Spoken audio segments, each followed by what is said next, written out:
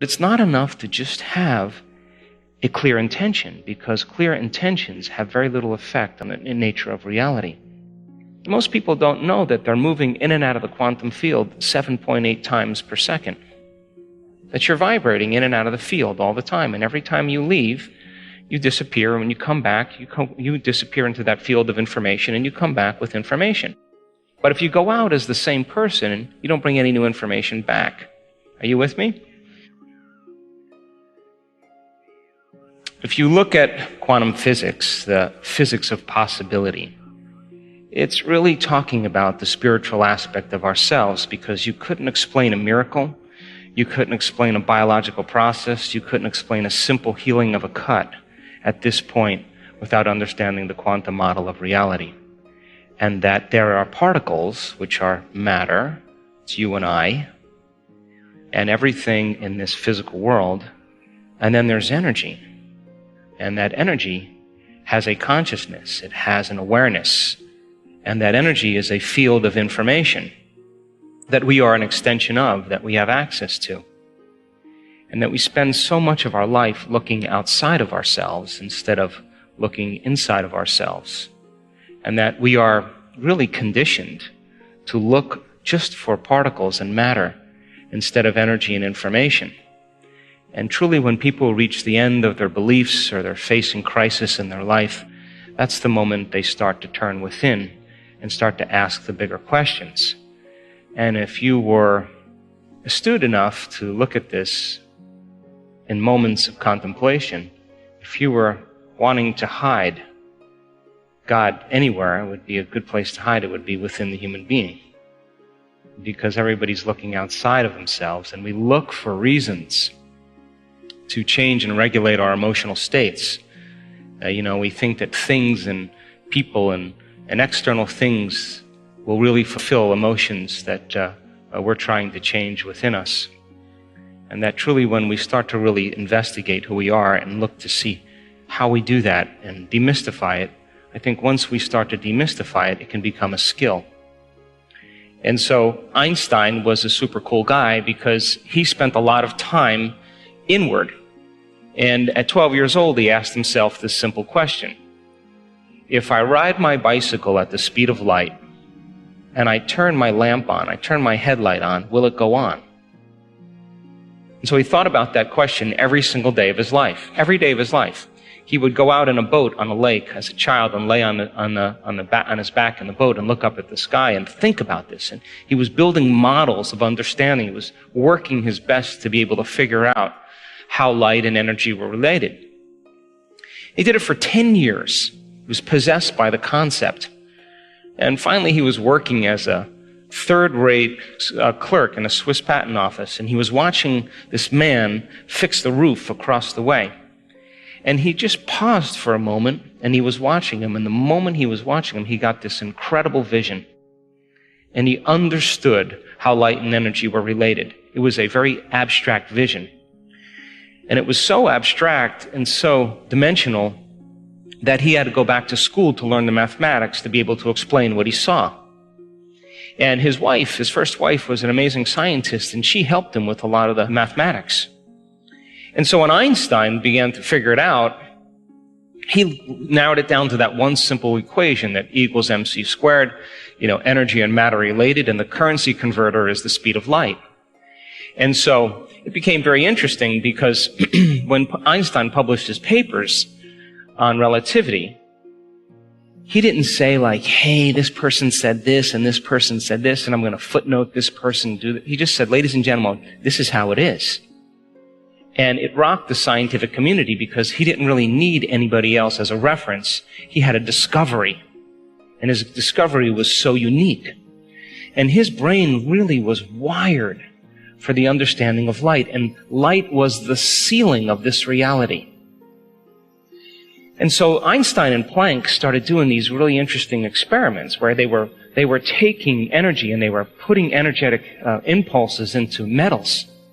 And what they were looking to see is if electrons behave the same way as the very large. In other words, when an apple falls from the tree, it falls in a very specific way. It falls towards the center. It falls towards the larger body. So he reasoned, well, if we disturb electrons, and him and Planck were doing these experiments, if we disturb these electrons, then they should fall just like an apple falling from the tree towards the nucleus. It should be predictable, just like it's predictable in Newtonian physics and classical physics. Well, when they started disturbing the electrons, something very unusual happened. The electron gained energy, then it lost energy. And it gained energy, and it lost energy. And it gained energy, and it lost energy. And instead of it falling like a ball rolling down a hill, it was like a ball rolling down steps. And all of a sudden, they became very aware that the subatomic world, the very tiny, didn't behave like the very large world. And so then they started to look for the electron. They started to try to measure it. And everywhere they looked for it, it appeared. And when they turned their back on it and they no longer looked to measure it, it went from a particle that collapsed, called collapsing the wave function, back into energy. Now, this was a revolutionary moment because this meant that subjective mind, your mind has an effect on the objective world, that mind and matter are somehow correlated. And so this birth of quantum physics came along, and this quantum physics experiments say that you cannot do a quantum physics experiment without an observer around. In other words, a mind always has to be present because it will influence the outcome. You with me? So now, that invisible field of spirit, that invisible field of information and energy, somehow you, as an individual, can influence the nature of reality with your mind. So now, Einstein had a lot of trouble with this because he said, God doesn't play dice and it doesn't work like this, but his brain was wired for light.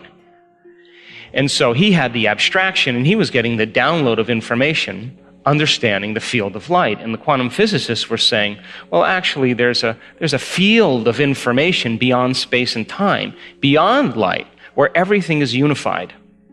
And you can take two photons that have been somehow related in a specific atom and shoot them to the opposite ends of the universe.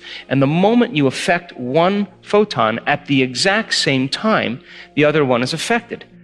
So they were being connected or affected in a realm faster than the speed of light. In other words, it would take time if you affected one for the other one to be affected. But if they were beginning to be affected at the exact same time, they were connected in a realm beyond physical reality. Are you with me?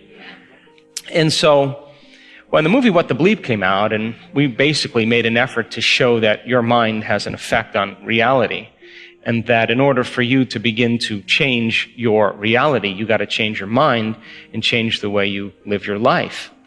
And we wanted people to become inspired by the process of creation, really give it a shot.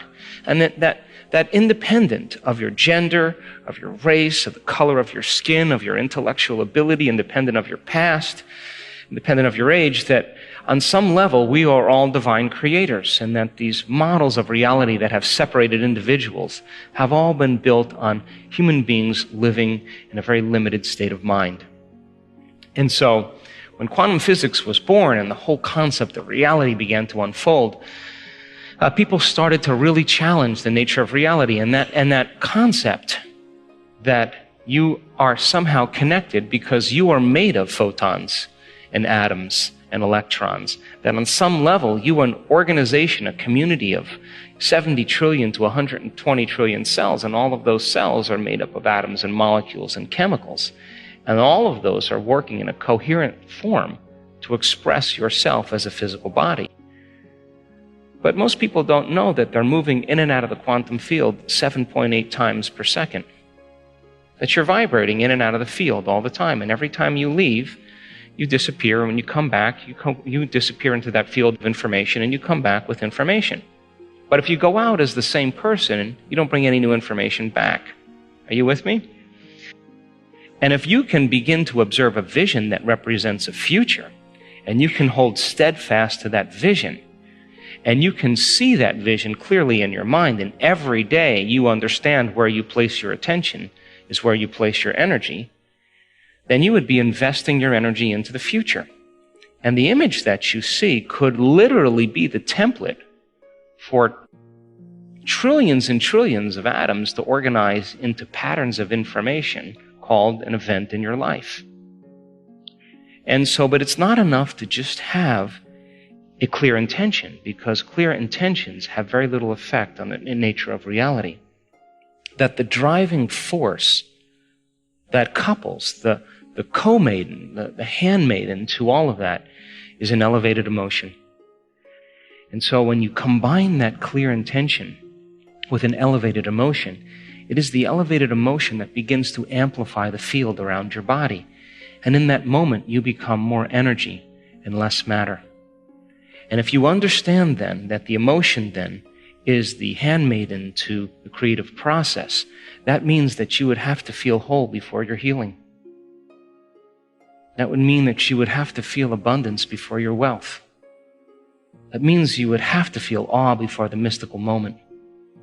That would mean you'd have to feel love before your new relationship. That would mean you'd have to feel empowered before your success. And that means then when we do this properly, then we're no longer functioning as materialists. We are literally function as quantum minds. And only when you're truly conscious and truly aware are you beginning to affect the nature of reality. And taking small moments in your busy life to understand that when your consciousness merges with a greater consciousness, when you're connected to Source, you will emulate the divine. And how would the divine live if it was you? Thanks for listening.